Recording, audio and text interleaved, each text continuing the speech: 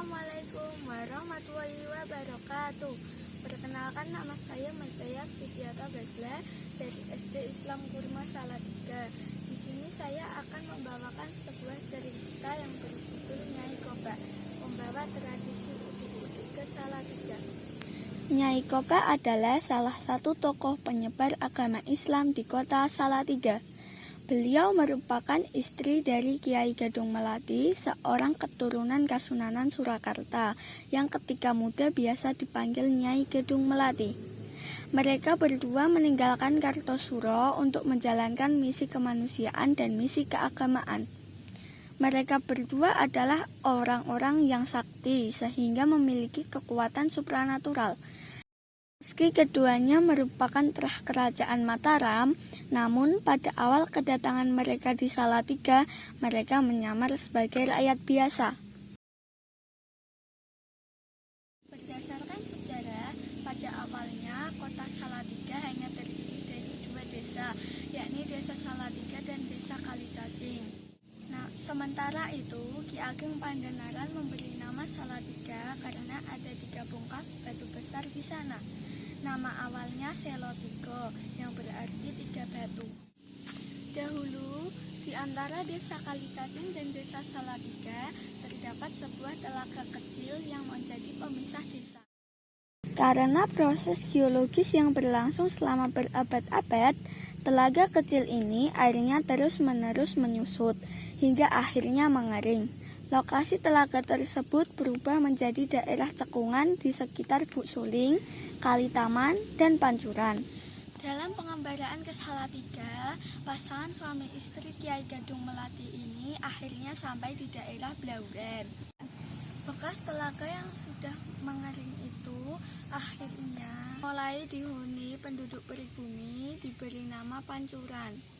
Bersama warga Pancuran, inilah Kiai dan Nyai Gadung Melati memulai menjalankan misi sosial keagamaannya. Namun sayang sekali, pasangan suami istri ini menjadi kurang harmonis dan yang puncaknya Kiai Gadung Melati memutuskan untuk pergi ke desa Pete di daerah Kelawan dan meninggalkan istrinya seorang diri di Blauren. Selama hidup di Blauren, Nyai Gadung Melati menjadi guru agama yang baik, menyenangkan dan mengagumkan bagi penduduk sekitar. Semakin bertambah usia, kesaktian beliau semakin bertambah pula.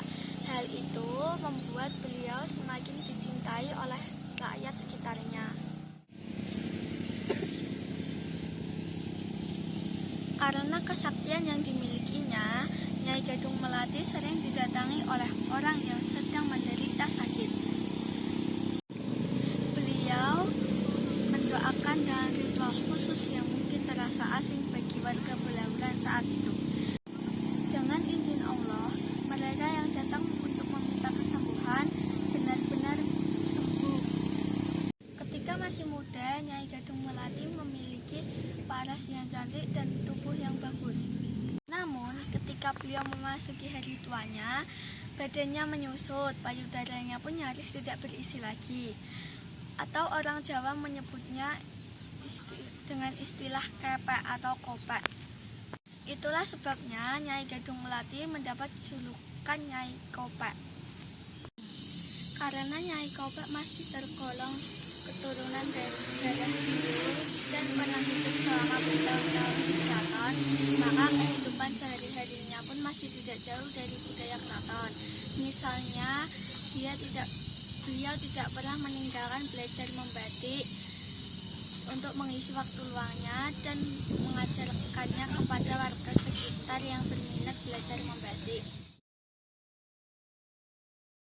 Sebagai keturunan keraton, Nyai Kopek merasa perlu untuk melestarikan tradisi udik-udik. Pada waktu-waktu tertentu, beliau melakukan tradisi udik-udik ini di hadapan warga Salatiga. Tradisi ini menjadi menarik karena ada uang logam yang dilempar ke udara untuk diperebutkan banyak orang. Tradisi lain yang dibawa oleh Nyai Kopek adalah tradisi udik-udik. Tradisi udik-udik adalah ritual sebar uang logam yang merupakan tradisi lama dari Kerajaan Mataram. Filosofi tradisi ini adalah pemberian sedekah dari raja untuk rakyatnya. Pada kesempatan ini, raja dapat berbicara langsung dan secara berdialog. Dikatakan oleh banyak orang, Nyai Kopek meninggal di usia yang sudah sangat lanjut.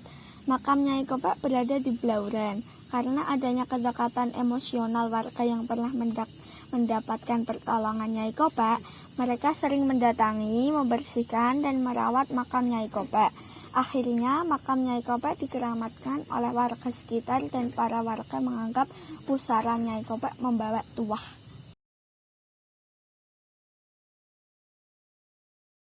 Demikian cerita dari saya tentang Nyai Kopek. Wassalamualaikum warahmatullahi wabarakatuh.